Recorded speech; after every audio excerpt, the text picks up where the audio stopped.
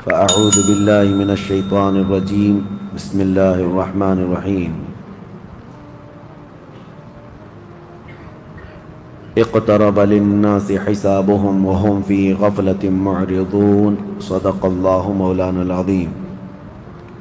يا أيها الناس اتقوا ربكم إن زلزلة الساعة شيء عظيم. صدق الله مولانا العظيم. إن الله وملائكته يصلون على النبي يا أيها الذين آمنوا صلوا عليه وسلموا تسليما. اللهم صل على سيدنا محمد معدن الجود والكرم وآله وأصحابه الكرام وابنه الكريم وبارك وسلم صلاة دائمة سرمدا أبدا.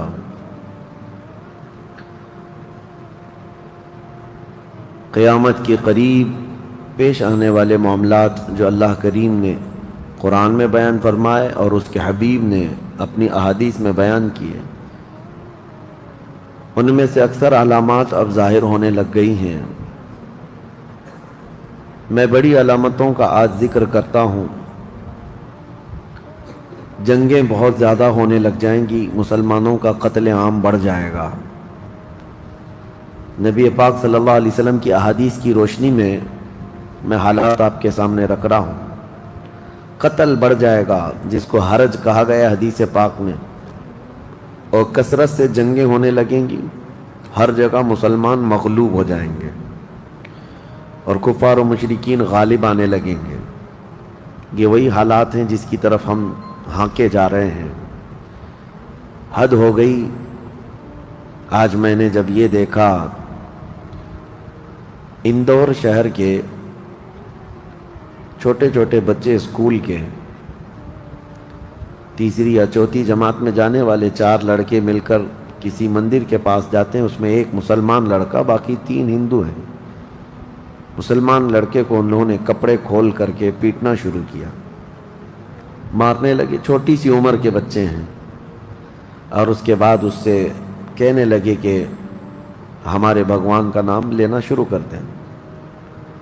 یہ چیز جو عام طور پر ہو رہی ہے اب بچوں میں منتقل ہو گئی، یہ زہر. پھر اس کے بعد معاملات بڑھے. ان تینوں کو بھی اریسٹ کیا گیا، گرفتار کیا گیا. لیکن یہ زہر آ کیسے رہا ہے؟ چھوٹے بچوں کے دماغ میں. اسی طرح سے دلی کا ایک واقعہ، چھوٹی سی 10 سال کی ایک لڑکی بچی ہے، اسکول میں ایڈمیشن ہوا ہے. دوسرے ہی دن اس کو دوسری نان مسلم لڑکیوں نے تانا مارنا شروع کیا کہ مسلمان گندے ہوتے ہیں. وہ بھولی بھالی بچی اپنی ماں سے آ کر کے پوچھنے لگی کہ کیا ایسا ہوتا ہے کہ مجھے مسلمان ہونے پر لوگ اس طرح سے گالیاں دے رہی ہیں اسکول میں. انہوں نے انتظامیہ سے شکایت کی. پھر معاملہ آگے بڑھا. وہاں پر بھی کارروائی جو نام پر ہونی تھی ہوئی. لیکن میں یہ مثالیں اس لیے رکھ رہا ہوں کہ زہر اتنا بڑھ چکا، اب نیتاؤں میں نہیں، اب بڑے پہلوانوں میں نہیں، اب بچوں میں بھی یہ زہر آ گیا ہے. اور یہی حالات روزانہ آپ کو دیکھنے ہیں. ابھی اس کے لیے آپ اپنے ذہنی طور پر تیار ہو جاؤ. منافقت مت کرنا. قیامت کے قریب ہم آزمائش کے دور میں آ چکے ہیں. جب بچوں میں یہ زہر بھر دیا گیا ہے تو اب یہ بچے جب جوان ہوں گے تو یہ اور زیادہ زہریلے ہو جائیں گے. وہ چہرہ بھی ہمارا دیکھنا پسند نہیں کریں گے کیونکہ ماحول ایسا بنایا جا رہا ہے. اس ماحول کے بنانے میں بہت ساری چیزیں ذریعہ ہیں. فلمیں بھی ہیں، سیریلز بھی ہیں، انٹرنیٹ بھی ہیں، سوشل میڈیا بھی ہے، نیتاؤں کے بھاشن بھی ہیں، اور کٹر سادھوؤں کے پرووک کرنے کے طریقے بھی. یہ سب چیزیں مل کر کے بچوں کے دماغ کو زہریلا بنایا جا رہا ہے. اب یہ صرف اور صرف ہمارے ملک کا مسئلہ نہیں ہے، پوری دنیا کا مسئلہ ہے.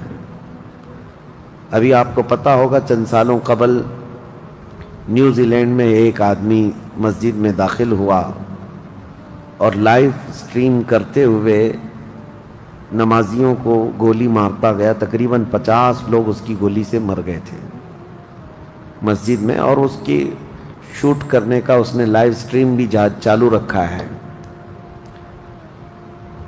وہ لائیو دکھاتا بھی رہا اور شوٹ کرتا رہا. ایک آدمی کا اس طرح کسی مسجد میں گھس کر کے 50 کے قریب نمازیوں کو مار ڈالنا، یہ کون سی مانسکتا تھی، یہ کون سا ذہن تھا؟ وہ بھی اریسٹ ہوا اور اس کو اپنے کیے پر پچھتاوا نہیں تھا، اسی لیے کہ برسوں وہ اس آگ میں جل رہا تھا کہ مسلمان ایسے ہوتے ہیں، مسلمان ایسے ہوتے ہیں۔ تمہارے متعلق یہ زہر جو پھیلایا جا رہا ہے، یہ کوئی حادثہ نہیں ہے، اتفاق نہیں ہے، یہ ہونا ہے۔ اب میں آپ کو جو چیز عرض کر رہا ہوں اس کے انتظار میں ہم رہتے ہیں، اللہ سے دعا بھی یہی کرتے ہیں کہ جنگیں جب بڑھ جائیں گی، ہر جگہ مغلوب ہونے لگ جائیں گے، ظلم اتنا ہو جائے گا کہ تمہاری گردنوں پر کرسیاں رکھی جائیں گی۔ آج بھی دیکھیں جو حالات ابھی ہمارے ملک میں چل رہے ہیں، اور اس پر کسی کو بولنے کی بھی اجازت نہیں ہے، تم ناانصافی کے خلاف آواز بھی نہیں اٹھا سکتے۔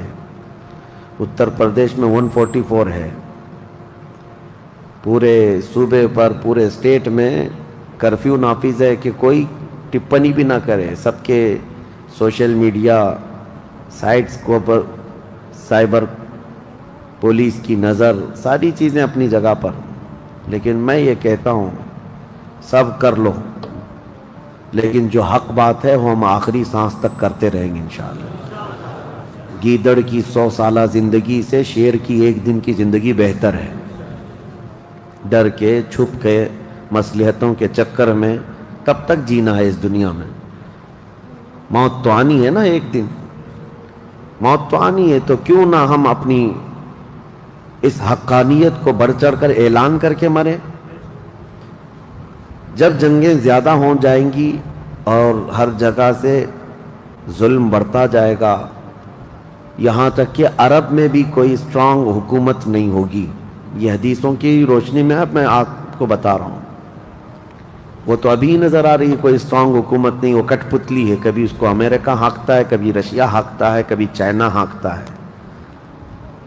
تو یہ عرب میں کوئی اسٹرانگ حکومت، مضبوط حکومت نہیں ہوگی، اور مسلمان جب زیادہ قتل ہونے لگیں گے تو سب اکثر ہجرت کر کے مدینے چلے جائیں گے۔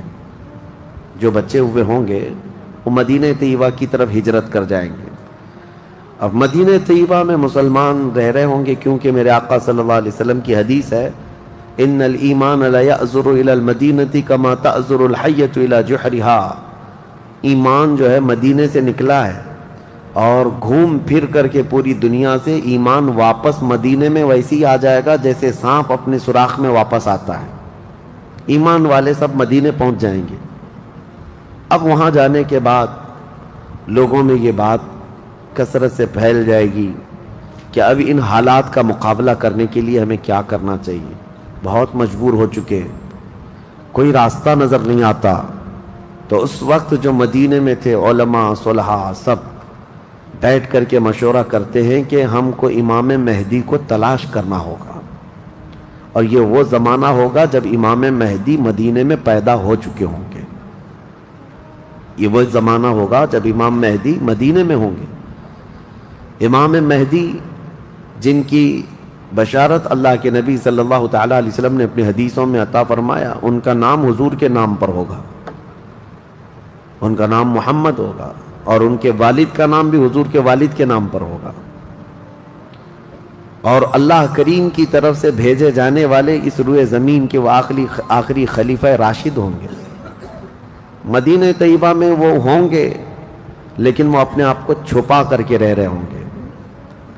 اب لوگ جب انہیں تلاش کرنے ہوں گے، اس دوران کئی جھوٹے مہدی بھی تیار ہوں گے، کیونکہ امام مہدی کا چیپٹر سب نے پڑھا ہے۔ جھوٹے مہدی دعویٰ کریں گے لیکن مار کھائیں گے، مریں گے، جیلوں میں جائیں گے۔ یہ جھوٹے مہدیوں کا یہی ہوتا رہے گا۔ امام مہدی اپنے آپ کو چھپا رہے ہوں گے کہ کہیں لوگ مجھے پکڑ کر حاکم نہ بنا لیں، امام نہ بنا لیں۔ اب لوگ جب تلاش زیادہ کر دیتے ہیں تو پھر امام مہدی کو کچھ لوگ مدینہ طیبہ میں پہچاننے لگتے ہیں، تو امام مہدی مدینہ چھوڑ کر مکہ آ جاتے ہیں، مکہ ہجرت کر کے آ جاتے ہیں۔ اپنے آپ کو چھپا کر کے رہ رہے تھے مکہ مکرمہ میں، یہی رمضان کا موقع، وہ خانہ کعبہ کا طواف کر رہے ہوں گے، حجر اسود کے قریب لوگ. اچھا یہ بھی میں بتا دوں، جتنے دنیا میں ابدال، اقطاب، اولیاء ہوں گے وہ سب ہجرت کر کے اس وقت مکہ میں پہنچے ہوں گے. مکہ میں سارے اولیاء ہوں گے اس وقت، اور طواف کے دوران سب لوگ پہچان لیں گے امام مہدی کو اور ان کو پکڑ لیں گے، اور ان کا ہاتھ پکڑ کر سارے لوگ کہیں گے اب ہم آپ کے ہاتھ پر بیعت کرتے ہیں، آپ امام برحق ہیں اور آپ ہمارے حاکم ہو جائیں. امام مہدی منع کر رہے ہوتے ہیں، اسی وقت آسمان سے ایک آواز آتی ہے. اس آواز میں خاص یہ کہا جاتا ہے ھذا خلیفۃ اللہ المہدی، یہ اللہ کا خلیفہ مہدی ہے. اس آواز کو سن کر سب ٹوٹ پڑتے ہیں. امام مہدی سب کو بیعت کرتے ہیں، پھر واپس یہی قافلہ لے کر مدینے پہنچتے ہیں روضہ رسول پر. میرے آقا صلی اللہ تعالیٰ علیہ وسلم کی بارگاہ میں جب پہنچتے ہیں تو اہل مدینہ بھی ان کے ہاتھ پر بیعت کرتے ہیں، اور ایک پوری فوج تیار ہوتی ہے. یہ انقلاب کا دور ہے. جتنی جنگیں ان کتوں نے کی تھی، جتنا ظلم رچایا تھا پوری دنیا میں، اب ریورس ہونے کا ٹائم آ جاتا ہے. حضرت امام مہدی اس فوج کو لے کر ملک شام کی طرف جاتے ہیں. حالات ملک شام کے ایسے ہو چکے ہوں گے کہ ملک شام میں عیسائیوں کی حکومت قائم ہو چکی ہوگی. ابھی تو نہیں ہے، یا انڈائریکٹ ان سے کسی کا تعلق ہے تو یہ ہمیں پتہ نہیں، لیکن حدیث میں یہ ہے کہ عیسائیوں کی حکومت ملک شام میں قائم ہوگی، اور یہودی فتنہ مچا رہے ہوں گے ہر جگہ. قتل عام جو مسلمانوں کا سب سے زیادہ کرنے کی کوشش ہے وہ یہودیوں کی طرف سے ہے. امام مہدی مکہ مکرمہ سے نکل کر ملک شام کی طرف جائیں گے، اور مسلمانوں کی جو قلت تھی، جو چھوٹی سی جماعت تھی، یہ جب نکل کر کے وہاں آئے گی ملک شام، بہت بڑی جنگ ہوگی جس کو ملحمۃ الکبریٰ کہا گیا ہے. امام مہدی کی قیادت میں یہ جنگ ہوگی. سارے کفار، عیسائی، یہودی سب مقابل میں آ جائیں گے. ان کی تعداد جو حدیث میں بتائی گئی ہے وہ 80 جھنڈوں کے نیچے آئیں گے، اور ہر جھنڈے کے نیچے 12,000 لوگ ہوں گے. اور یہ مسلمانوں کی نہیں ہے، یہ کفار و مشرکین کی. تقریباً یہ 9,60,000 کی تعداد بنتی ہے کفار و مشرکین کی. 9,60,000. مسلمانوں کی تعداد کتنی ہوگی یہ تو نہیں پتا. اس کے بعد جنگ جب شروع ہوتی ہے، پہلے دن مسلمانوں کا 1/3 حصہ میدان چھوڑ کر بھاگ جاتا ہے. جو کمزور دل تھے وہ چلے جائیں گے، اور ان کے متعلق کہا گیا ہے کہ یہ ایسے لوگ ہوں گے جن کی توبہ کبھی نہ قبول ہوگی، اور روئے زمین کے سب سے بدترین لوگ ہوں گے. وہ سب سے بدترین لوگ ہوں گے جو میدان چھوڑ کر بھاگ چکے ہوں گے. 1/3. دوسرے دن 1/3 شہید ہو جائیں گے، قتل ہو جائیں گے. تیسرے دن اللہ تعالیٰ اس مومنین کی قلیل جماعت کو فتح مبین عطا فرمائے گا، اور اس کے بعد ملک شام کے سارے انتظامات امام مہدی کے ہاتھ میں ہوں گے. دمشق جب وہ آئیں گے، دمشق کی جامع مسجد سے امام مہدی اپنے انتظامات و انصرامات کو سنبھالیں گے. پھر وہاں سے امام مہدی اسی فوج کو لے کر قسطنطنیہ جو موجودہ استنبول ہے اس کو فتح کرنے کے لیے نکلیں گے. اس وقت وہ بھی عیسائیوں کے ہاتھ میں ہوگا. اب جب امام مہدی یہاں آئیں گے، صرف ایک ہی دن میں قسطنطنیہ یعنی استنبول فتح ہوگا، اور اس کی بھی کیفیت بتائی گئی ہے، مسلمانوں کے صرف نعرے تکبیر سے فتح ہوگا. صرف اس لیے کہ ایسی ہیبت طاری ہوگی ان کفار و مشرکین کے دلوں میں. پورا شہر فتح ہوگا. امام مہدی یہ شہر فتح کر کے واپس ملک شام آئیں گے، دمشق میں آئیں گے. اب یہ وہ وقت ہوگا جب امام مہدی مسجد سے انتظامات و انصرامات سنبھال رہے ہیں، اور کثیر جنگیں اس وقت بھی ہوں گی، لیکن ہر جنگ میں اللہ تعالیٰ امام مہدی کو فتح عطا فرمائے گا، ہر جنگ میں. اور یہودی دسیسہ کاری کر رہے ہوں گے، امام مہدی کو ختم کرنے، قتل کرنے کی بہت کوششیں کر رہے ہوں گے. پھر امام مہدی ان یہودیوں سے لڑتے رہیں گے، اس وقت اللہ کی بارگاہ میں امام مہدی بھی دعا کرتے ہیں کہ مولا ان ظالموں سے ہمیں نجات عطا فرما۔ اور یہودی بھی جگہ جگہ اس بات سے پریشان ہوں گے کہ امام مہدی نے ان کا بیڑا غرق کر رکھا ہے، جہاں جاتے مقابل میں یہ شکست کھاتے ہیں، مر جاتے ہیں، اور ان کے مقابل میں کوئی آ نہیں پا رہا ہے۔ تو پھر ایران کے ایک علاقے میں یہ یہودی کثرت سے دعا میں مشغول ہوں گے۔ یہ وہ زمانہ ہوگا جب عراق اور شام کے بیچ میں دجال ظاہر ہوگا، دجال، جس کے متعلق حدیث پاک میں تفصیلاً بہت ساری باتیں آئی ہیں۔ دجال آئے گا، وہ ایک آنکھ سے کانا ہوگا، آنکھیں دونوں ہوں گی، ایک آنکھ اس کی نظر آئے گی، اور اس کی آنکھ کے کنارے کافر لکھا ہوا ہوگا جس کو مسلمان دیکھ کر پہچان لیں گے، اور وہ بڑا بھاری بھرکم طاقتور ہوگا، اور اللہ تعالیٰ اس کو بہت سارے خارق عادات چیزیں عطا کرے گا۔ وہ ظاہر ہوگا اور سب سے پہلے یہودیوں میں آ کر کے ہی بیعت لے لے گا، یعنی اپنے آپ کو پہلے رسول بنائے گا، اور پھر سارے یہودی، حدیث پاک میں تو ہے کہ اصفہان ایران کے 50,000 یہودی اس کی فوج میں شامل ہوں گے، ہاں، جس کو یہ مسیحا کہتے ہیں، اور اس کے انتظار میں بلیاں چڑھا رہے ہیں۔ یہ ظاہر ہوگا عراق اور شام کے بیچ میں ہے، اور پھر یہ سب یہودی دجال کی فوج میں شامل ہوں گے۔ دجال ایسے نکلے گا روئے زمین پر، حدیث پاک میں یہ سب ملتا ہے کہ وہ آسمان سے کہے گا تو آسمان سے بارش برس جائے گی، زمین سے سبزہ نکلنے لگے گا، کسی کو مار کے دوبارہ زندہ کر کے دکھائے گا، یہ سب چیزیں وہ کر کے دکھائے گا، یہاں تک کہ چلتے چلتے زمین سے کہے گا تیرے اندر جتنے خزانے ہیں نکال، زمین پورے خزانے باہر کرے گی، اور جب وہ آگے چلتا رہے گا تو یہ خزانے شہد کی مکھیوں کی طرح اس کے پیچھے جھنڈ کی طرح چلتے ہوں گے خزانے، اور دنیا کے لالچی لوگوں کو ایک سکہ ہی چاہیے بس، جس کے پاس مال ہے اس کے پیچھے غلامی۔ بہت بڑا فتنہ ہوگا، بہت بڑی آزمائش ہوگی، لیکن جو ایمان والے ہیں حدیث میں ہے اس دن بھی وہ نہیں بہکیں گے، اس دن بھی وہ نہیں بہکیں گے، وہ غضب کا ایمان ہوگا ان لوگوں کا۔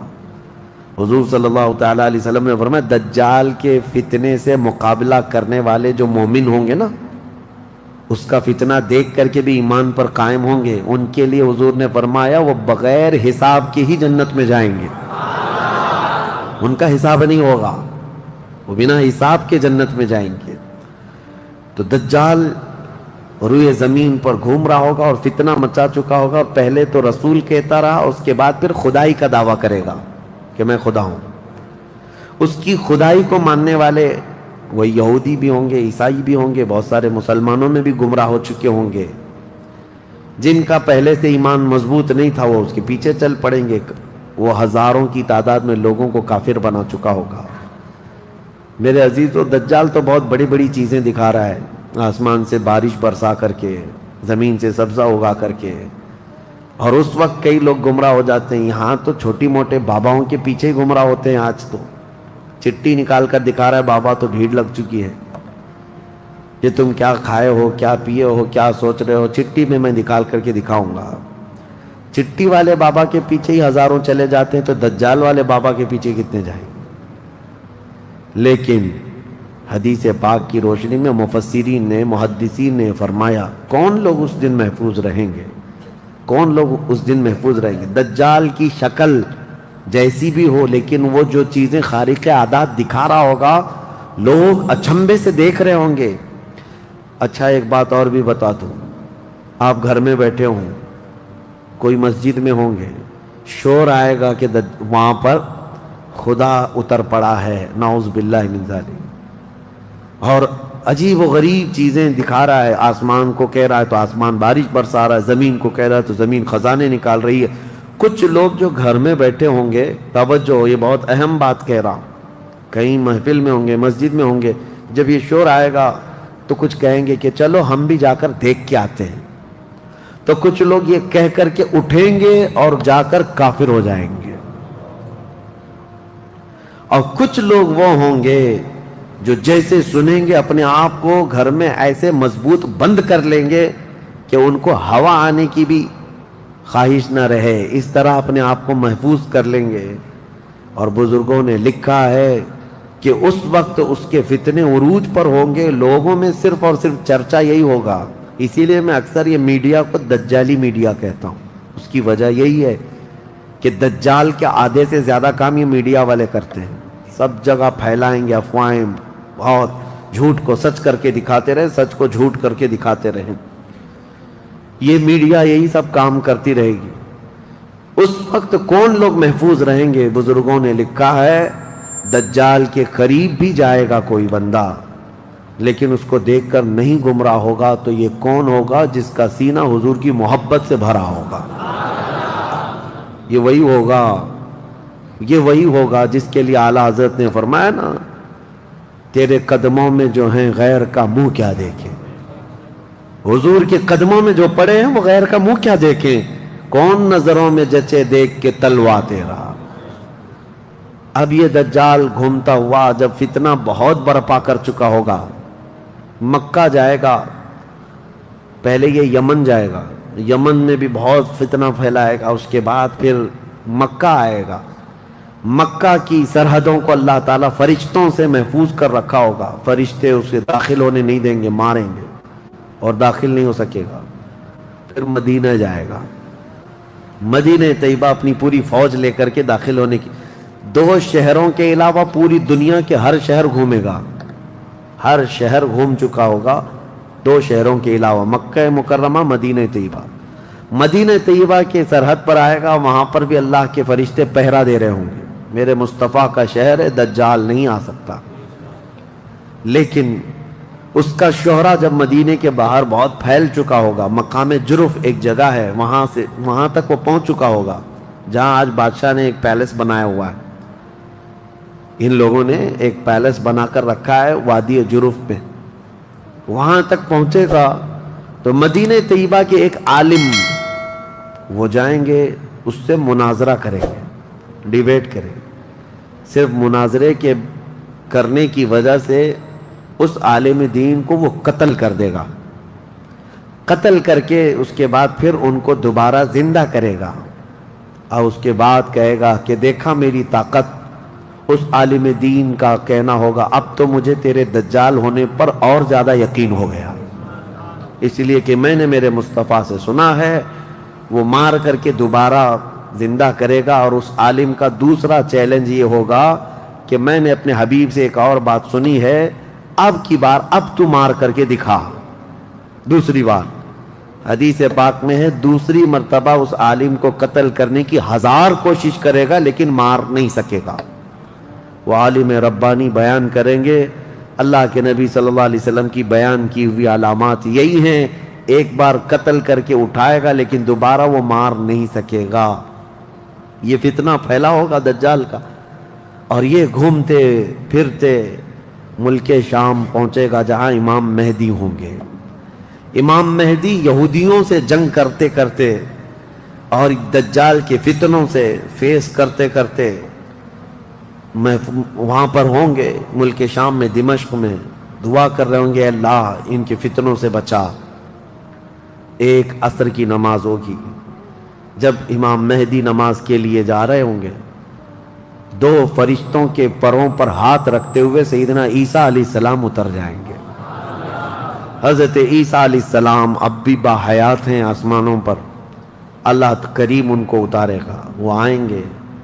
حضرت امام مہدی فوراً ہی حضرت عیسیٰ علیہ السلام کو پہچان لیں گے اور آپ کا ہاتھ پکڑ کر کے وہ لائیں گے، اور امامت کے لیے جب وہ آگے بڑھائیں تو عیسیٰ علیہ السلام نماز نہیں پڑھاتے، امام مہدی سے کہتے ہیں امام آپ ہی ہوں گے، حاکم آپ ہی ہوں گے، منتظم آپ ہی ہوں گے۔ اب عیسیٰ علیہ السلام یہ بیان فرمائیں گے میں تو صرف اور صرف دجال کے قتل کے لیے آیا ہوں۔ اس کے بعد امام مہدی نماز سے فارغ ہو کر اللہ کا شکر بجا لائیں گے، پھر یہ عیسیٰ علیہ السلام کی معیت میں جیسی باہر نکلیں گے، حدیث پاک میں ہے عیسیٰ علیہ السلام کی سانس یا ان کی خوشبو جہاں تک جائے گی دجال اتنا تیز پگھلتا چلا جائے گا، قریب نہیں آ پائے گا۔ اب وہ ادھر ادھر بھاگا پھر رہا ہوگا عیسیٰ علیہ السلام کے خوف سے۔ عیسیٰ علیہ السلام جس وقت آئیں گے وہ سنہرا دور حدیث پاک میں ہے، اب عیسیٰ علیہ السلام صلیب کو توڑ دیں گے کہ یہ عقیدہ ختم کرو، خنزیر کو ماریں گے، جزیہ ختم کریں گے، اور اس کے بعد عیسیٰ علیہ السلام اس ملعون دجال کو بھگاتے بھگاتے مقام لد پر لے جائیں گے، جو آج اسرائیل میں ہے، وہاں تک لے کر جائیں گے مقام لد پر۔ عیسیٰ علیہ السلام اس کو اپنے تیر سے ماریں گے، ختم ہو چکا ہوگا۔ دجال کے جتنے ہمراہی تھے ان کو بھی عیسیٰ علیہ السلام ختم کر دیں گے۔ اب جب واپس عیسیٰ علیہ السلام دمشق پہنچیں گے، ملک شام، تو حدیث پاک میں پوری روئے زمین پر ایک بھی کافر نہیں ہوگا، جو ہوگا وہ مسلمان ہوگا۔ یہ وہ وقت ہے جس کا وعدہ اللہ نے قرآن میں فرمایا، هو الذی ارسل رسولہ بالہدی ودین الحق لیظہرہ علی الدین کلہ۔ وہی اللہ ہے جس نے اپنے رسول کو ہدایت کے ساتھ بھیجا ہے تاکہ اپنے دین کو ساری دنیا پر غالب کرے۔ اب تک یہ دین پوری دنیا پر نہیں غالب آیا، لیکن وہ دن ہوگا جب عیسیٰ علیہ السلام تشریف لائیں گے روئے زمین پر۔ اسی لیے میں کہتا ہوں وہ دن آئے گا جب ہر گھر سے آواز آئے گی لبیک یا رسول اللہ۔ وہ دن آئے گا، وہ وقت آئے گا۔ صبر کے بعد، ہر اندھیرے کے بعد صبح ہونا ہے، رات کے بعد اجالا آنا ہے۔ ہاں، آج جو حالات ہیں انشاءاللہ العزیز کچھ دیر کی خاموشی ہے، پھر شور آئے گا۔ آج کتوں کا وقت ہے، کل ہمارا دور آئے گا انشاءاللہ العزیز۔ میرے عزیزو، سیدنا عیسیٰ علیہ السلام جب اسے قتل کر چکے ہوں گے اور پھر روئے زمین پر صرف پرچم اسلام لہرا رہا ہوگا، امام مہدی کی عمر 49 سال یا 50 سال کے آس پاس ہوگی، وہ بیت المقدس میں انتقال کر چکے ہوں گے۔ آپ کی جنازہ کی نماز عیسیٰ علیہ السلام پڑھائیں گے، وہیں دفن ہوں گے۔ پھر عیسیٰ علیہ السلام مومنین کو لے کر مدینہ طیبہ کا رخ کریں گے۔ جب نبی پاک صلی اللہ علیہ وسلم کے روضے کے پاس عیسیٰ علیہ السلام آئیں گے، عیسیٰ علیہ السلام نکاح بھی فرمائیں گے، آپ کی اولاد بھی ہوں گی، لیکن مدینہ طیبہ میں آپ کا انتقال ہوگا اور میرے آقا کے حجرے میں دفن ہوں گے۔ حضور صلی اللہ علیہ وسلم کا حجرہ روضہ مبارکہ، اس میں ایک جگہ عیسیٰ علیہ السلام کی باقی ہے۔ سیدنا عیسیٰ علیہ السلام وہاں دفن ہوں گے۔ لیکن ایک بات میں آپ کو بتا دوں، عیسیٰ علیہ السلام اس وقت بھی نبی ہی رہیں گے، ان کا جو منصب نبوت ہے وہ ہے، لیکن شریعت ان کی نہیں چلے گی، میرے مصطفیٰ کی ہوگی۔ شریعت صرف میرے مصطفیٰ کی ہوگی، اس لیے کہ جس دن میرے آقا پیدا ہوئے اس دن سے لے کر قیامت تک صرف ایک ہی سکہ چلنا ہے۔ آئی نئی حکومت، سکہ نیا چلے گا، عالم میں رنگ بدلا صبح شب ولادت۔ عیسیٰ علیہ السلام کے انتقال کے بعد اب کیا ہوگا؟ اب کیا ہوگا؟ آپ دفن ہو چکے ہوں گے، قیامت قریب آ چکی ہوگی۔ اب اس کے بعد معاملہ یہ ہوگا کہ اللہ تبارک و تعالی قوم یاجوج ماجوج کو پیدا کرے گا۔ ہاں، اس میں بیچ میں ایک روایت یہ بھی ہے کہ عیسیٰ علیہ السلام کو اللہ تبارک و تعالی حکم فرمائے گا کہ میں ایک ایسی قوم بھیج رہا ہوں جو دنیا میں فساد مچائے گی۔ جو مومنین ہیں ان کو لے کر کوہ طور پر چلے جائیں۔ عیسیٰ علیہ السلام کوہ طور کی طرف مومنین کو لے کر جائیں گے، لیکن اس وقت زمین پر یاجوج ماجوج ایک قوم ہے، یہ دو لوگ نہیں ہیں۔ بہت سارے لوگوں کے ذہن میں ایسی بات آتی یاجوج ماجوج دو آدمی ہوں گے، دو آدمی نہیں، یہ بہت بڑی فوج ہے، بہت بڑی فوج ہے، اور یہ ابھی موجود ہے۔ یافس بن نوح کی اولاد میں سے یہ ایک جزیرے میں قید ہے، وہ واللہ عالم، لیکن قرآن میں 16ویں پارے میں اس کا ذکر ہے کہ حضرت سکندر ذوالقرنین نے ایک لوہے کی پگھلا کر کے پہاڑوں کے بیچ دیوار بنا کر ان کو قید کر رکھا، یہ قوم آ نہیں سکتی۔ لیکن قیامت کے قریب وہ سد سکندری جو باندھی ہوئی دیوار ہے وہ ٹوٹ کر گر جائے گی، یاجوج ماجوج پورے باہر نکل آئیں گے، اور جیسے آئیں گے وہ جس ندی کے کنارے سے گزریں گے پورا پانی پی جائیں گے، وہ جو درخت ملے جو کچھ بھی ہو سب کھا جائیں گے، کچھ بھی نہیں۔ یہاں تک کہ یہ وہ زمانہ ہوگا حضرت عیسیٰ علیہ السلام ابھی موجود ہوں گے، ان کے انتقال سے پہلے ہی یہ یاجوج ماجوج آئیں۔ ایک بیل کا سر جو ہے 100 دینار میں مل رہا ہوگا، 100 سونے کے سکے، اور اس کو بھی لوگ غنیمت سمجھیں گے، اتنی مہنگائی کوئی چیز ہی نہیں مل رہی ہوگی، سب یہ کھا کر چٹ کر چکے ہوں گے۔ پھر عیسیٰ علیہ السلام کی دعا سے ہی اللہ کے نبی عیسیٰ علیہ السلام یہ عرض کریں گے، مولا اس ظالم یاجوج ماجوج سے ہمیں نجات عطا کر۔ اللہ تبارک و تعالیٰ ایک بیماری ان کی گردن میں پیدا کرے گا، وائرس آئے گا ان کو بھی، یاجوج ماجوج کو، اور اللہ عالم اس وقت کا کون سا کورونا ہوگا، کون سا آئے گا، لیکن اس وائرس سے ایک ہی دن میں وہ پوری فوج مر جائے گی، اور مرنے کی وجہ سے پوری روئے زمین پر اتنی بدبو پھیل جائے گی، تعفن، اٹھانے والا کوئی نہیں ہے ان کی لاشیں۔ تو پھر یہ بھی ملتا ہے روایت میں کہ اللہ تعالیٰ لمبی بڑی گردنوں والے پرندے بھیجے گا، وہ پرندے ان کی لاشیں اٹھا اٹھا کر کے جنگلوں کی طرف چلے جائیں گے، پھر اللہ تعالیٰ بارش برسائے گا، اتنی تیز بارش برسے گی کہ پوری زمین پاک ہو چکی ہوگی، یاجوج ماجوج کا فتنہ ختم ہوگا، عیسیٰ علیہ السلام کا انتقال ہوگا، پھر اچانک ایک جانور باہر آئے گا جس کو دابۃ الارض کہا گیا ہے، یہ آئے گا، یہ آ کر کے اپنے ایک ہاتھ میں موسیٰ علیہ السلام کا عصا اور ایک ہاتھ میں سلیمان علیہ السلام کی انگوٹھی، یہ دونوں لے کر کے زمین پر گھومتا رہے گا۔ جو مومن ہوگا اس کی پیشانی پر سلیمان علیہ السلام کی انگوٹھی سے نشان لگا دے گا، جو کافر ہوگا موسیٰ علیہ السلام کے عصا سے اس پر لکیر کھینچ دے گا، جس کے لیے وہ نشانی لگا دیا وہ اسی حالت میں مرے گا۔ اور اس کے بعد پھر حدیث پاک میں ہے دابۃ الارض چلا جائے گا، پھر ہوگا یہ کہ ایک دن لوگ تھک کر کے سوئے ہوں گے، دھواں دھواں نظر آتا رہے گا، ہر جگہ دھواں دھواں، لوگ پریشان ہوں گے، اور اس کے بعد سوئیں گے تو رات اتنی لمبی ہوگی کہ لوگ اکتا جائیں گے، سو کر اٹھیں گے پھر سوئیں گے، سو کر اٹھیں گے پھر سوئیں گے، بچے جو ہے چیخ مارتے رہیں گے، اور پھر جانور اپنی کھیتیوں کی طرف بھاگنے کے لیے بے قرار ہوں گے، لیکن رات لمبی ہوگی، 3 راتوں کے برابر ایک رات ہوگی، 3 بڑی راتوں کے برابر ایک رات کٹتی نہیں ہوگی، لوگ تھک چکے ہوں گے سو کر کے، اس کے بعد پھر اچانک چھوٹی چھوٹی روشنی آئے گی سورج کی، لوگ چیخ مارتے ہوئے خوشیوں سے باہر آ جائیں گے کہ اجالا آ گیا۔ پہلے تو لوگوں کو یہ لگ رہا تھا کہ اب اندھیرا ہے، اب سورج آئے گا ہی نہیں، لیکن جیسی روشنی آنے لگے گی سب بھاگ کر کے باہر آئیں گے، لیکن دیکھیں گے اس وقت تو سورج جو ہے پچھم کی طرف سے نکل رہا ہوگا۔ ابھی سورج کہاں سے نکلتا ہے؟ پورب، ایسٹ سے نا، مشرق سے، اس دن سورج ویسٹ کی طرف سے، مغرب کی طرف سے نکل رہا ہوگا، پچھم کی طرف سے، پہلے ہلکا ہلکا نکلے گا سورج۔ یہ دیکھ کر کے جو لوگ بہت لمبا سو کر کے آئے ہوں گے گھبرا جائیں گے کہ آج کیا ہوا، یہ وہ دن ہوگا کہ میرے آقا نے فرمایا توبہ کا دروازہ بند ہو چکا ہوگا، اس کے بعد پھر کسی کا ایمان بھی قبول نہیں، کسی کی توبہ بھی قبول نہیں، یہ لاسٹ دن ہے توبہ کا۔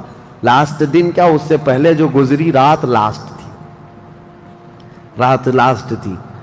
سورج نکل کر کے آئے گا دھیرے دھیرے دھیرے، اس کے بعد دوپہر کا وقت جتنا ہوتا ہے اتنے وقت تک وہ آئے گا، اور اس کے بعد پھر واپس مغرب کی طرف ہی چلا جائے گا۔ ایسا نہیں کہ پچھم سے نکل کر کے پورب میں ڈوبے گا، آدھے تک آئے گا دوپہر تک، اور اس کے بعد سورج پھر اپنے معمول کے مطابق جیسی روٹین ہے واپس پھر پچھم کی طرف چلا جائے گا، ڈوب جائے گا۔ یا آخری دن ہے، اب کسی کا ایمان کام نہ کرے گا، اب کسی کی توبہ کام نہ کرے گی۔ اب معاملات کیا ہوں گے؟ دھیرے دھیرے مومنین کا انتقال شروع ہوگا، تو نئے مومن نہیں ہوں گے، مومن انتقال کرتے جائیں گے، حکومتیں پھر سے ختم ہو جائیں گی۔ ایک روایت یہ بھی ملتی ہے، جہجہ نام سے ایک اور بزرگ جو حکومت کریں گے چند سال، لیکن اس کے بعد پھر عادل حکمران نہیں آئیں گے، ختم ہوتے چلے جائیں گے۔ اب مسلمانوں کی تعداد جب گھٹنے لگے گی تو پھر بے حیائی بہت بڑھ جائے گی، اتنی کہ کھلے عام زمین پر سب کچھ ہونے لگے گا، ننگا پن، جانوروں کی طرح لوگ زنا کرتے رہیں گے، سڑکوں پر، روڈوں پر راستوں پر سب کھلے عام گناہ ہو رہے ہوں گے، بے حیائی بڑھ چکی ہوگی، یہاں تک کہ حبشیوں میں سے، کالے لوگوں میں سے ایک جماعت جائے گی خانہ کعبہ کو بھی گرا دے گی۔ یہ وہ زمانہ ہوگا جب مومنین ختم ہو چکے ہوں گے۔ اب اس کے بعد ایک ٹھنڈی ہوا چلے گی، نرم، اس کے متعلق فرمایا گیا ہے بہت نرم ہوا، میٹھی ہوا چلے گی اور پوری دنیا میں چلے گی۔ جو مومن ہوگا وہ ہوا ان کے بغلوں سے گزرے گی تو وہ اسی وقت انتقال کر جائیں گے۔ ایمان والے ختم ہو چکے ہوں گے۔ اب میرے آقا صلی اللہ علیہ وسلم فرماتے ہیں روئے زمین پر اللہ اللہ کہنے والا کوئی بھی باقی نہیں رہے گا۔ یہ اینڈ لاسٹ مومنٹ پر میں آ رہا ہوں، ختم ہونے کے قریب ہے۔ سب مومنین انتقال کر چکے ہوں گے اس ہوا کے بعد۔ اس کے بعد چند سال زندگی گزرتی رہے گی نارمل، لوگ اپنے اپنے کاموں میں مصروف ہوں گے۔ پھر اچانک ایک دن حضرت اسرافیل علیہ السلام سور پھونکیں گے۔ یہ سور ایک باجے کی شکل کی چیز ہے، دھیمی دھیمی آواز اس کی بڑھتی جائے گی۔ اب یہ آواز اتنی تیز بڑھے گی کہ دھماکہ ہوگا پوری زمین پر، زلزلہ آ جائے گا۔ اتنا بڑا زلزلہ آئے گا کہ قرآن میں ہے یوم ترونہا تذہل کل مرضعۃ عما ارضعت وتضع کل ذات حمل حملہا۔ تم اس دن دیکھو گے حمل والی عورتوں کے پیٹ سے بچے باہر آ جائیں گے۔ ہر آدمی جو دودھ پلانے والی ماں جو ہے بچے کو لے کر بیٹھی ہوگی، اس آواز پر وہ بچے کو اٹھا کر پھینک دے گی۔ کوئی ماں اپنے بچے کو پھینکے گی؟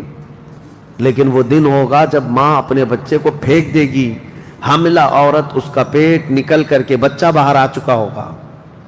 لوگ جو کام کر رہے ہوں گے وہیں پر سب اپنے کام چھوڑ چکے ہوں گے، اور اس کے بعد پھر اسی سور کی آواز کے بڑھتے بڑھتے جب زمین میں زلزلے آئیں گے سب ختم ہو چکے ہوں گے، سب کی موت ہوگی۔ پھر اللہ فرماتا ہے وَتَكُونُ الْجِبَالُ كَالْعِهْنِ الْمَنْفُوشِ، پہاڑوں کو دھنی ہوئی روئی کی طرح اڑایا جائے گا۔ اِذَا الشَّمْسُ كُوِّرَتْ وَإِذَا النُّجُومُ انْكَدَرَتْ وَإِذَا الْجِبَالُ سُيِّرَتْ، جب تم دیکھو گے سورج کو کالا کر دیا جائے گا، تارے آپس میں ٹکرا دیے جائیں گے، پھاڑ دیے جائیں گے، اور سمندروں میں آگ لگا دی جائے گی۔ یہ سب پوری دنیا تہس نہس ہو چکی ہوگی، ختم۔ یہ قیامت ہے۔ اس کے بعد پھر سارے جب فنا ہو چکے ہوں گے، اللہ تعالیٰ اسرافیل علیہ السلام کو بھی موت عطا کرے گا، اور روح نکالنے والے فرشتے عزرائیل علیہ السلام کو بھی موت عطا کرے گا۔ اب کون باقی رہے گا؟ کل من علیہا فان ویبقى وجہ ربک ذو الجلال والاکرام۔ ہر شے فنا ہو چکی ہوگی، باقی رہنے والی ذات صرف تمہارے رب کی ہوگی۔ اس کے بعد مولا کریم کو جب منظور ہوگا اسرافیل علیہ السلام کو اٹھائے گا، اور پھر سور پھونکنے کا حکم ہوگا، دوبارہ سور پھونکا جائے گا۔ اب وہ جو منظر ہے وہ ایک الگ دنیا ہے، وہ ایک الگ دنیا ہے، عالم آخرت ہے۔ جب سور پھونکا جائے گا تو آدم علیہ السلام سے لے کر قیامت تک جتنے انسان جنات آئے تھے سب کو اٹھایا جائے گا۔ حدیث پاک میں ہے اب وہ دوسرے سور سے، نفخہ ثانیہ سے سب سے پہلے جو اٹھے گا میرے آقا صلی اللہ علیہ وسلم اپنی قبر سے اٹھیں گے۔ حضور نے فرمایا دوسرے سور کے بعد میں اپنی قبر سے اس طرح اٹھوں گا کہ میرا ایک ہاتھ ابو بکر کے کندھے پر ہوگا، دوسرا ہاتھ عمر فاروق کے کندھے پر ہوگا۔ اس شان سے میرے آقا صلی اللہ تعالیٰ علیہ وسلم میدان قیامت میں آئیں گے، اور اس کے بعد کے جو مناظر ہیں ہر آدمی کو کھڑا کر دیا جائے گا، ہر انسان کو میدان میں کھڑا کر دیا جائے گا، اور تمہیں چاہے تم کو مٹی کھا چکی ہو، تم کسی کی غذا بن چکے ہو، تم کو جلا دیا گیا ہو، تم کو پانی میں غرق کر دیا گیا ہو، کسی بھی حالت میں ہو، اور رب قدیر فرماتا ہے جب ہم نے تم کو نطفے سے پیدا کیا پورا انسان، تو تمہارے جلا کر خاک ہو جانے کے بعد تمہاری راکھ سے بھی وہ تم کو دوبارہ زندہ اٹھائے گا۔ جب تمہیں زندہ اٹھایا جائے گا پھر یہ میدان ہوگا، یہاں پر جو کھڑا کر کے حساب کتاب کا دن ہوگا وہ 50,000 سال کے برابر کا ہوگا۔ اب یہ ایک لمبی لمبی داستان ہے میرے عزیزو، وہاں کے جو حالات ہیں، اس دن ایک آواز آ رہی ہوگی، ایک آواز آ رہی ہوگی جس کو قرآن میں اللہ نے فرمایا لمن الملک اليوم، اللہ فرمائے گا آج کی بادشاہت کس کی ہے، آج کی بادشاہت کس کی ہے؟ پھر مولا خود فرماتا للہ الواحد القہار، ایک قہر کرنے والے خدا کی آج حکومت ہے۔ جو اکڑتے تھے، جو گھمنڈ کرتے تھے، سب کو کھڑا کیا جا چکا ہوگا، اور فرشتے پکار رہے ہوں گے این الجبارون این المتکبرون، کہاں ہیں غرور میں چلنے والے، کہاں ہیں اکڑ میں رہنے والے، سب جمع ہو جاؤ۔ سب کے گناہ ان کی پیشانیوں سے ظاہر ہو رہے ہوں گے، کسی کو داغ داغ کر کے فرشتے نشان بنا رہے ہوں گے کہ یہ چور ہے، یہ زانی ہے، یہ شرابی ہے، یہ حرام خور بھی کرتا رہا، سب کی الگ الگ الگ نشانیاں بنائی جا رہی ہوں گی۔ اس بھرے محشر کے میدان میں ہمارے لیے کون ہے میرے عزیزو؟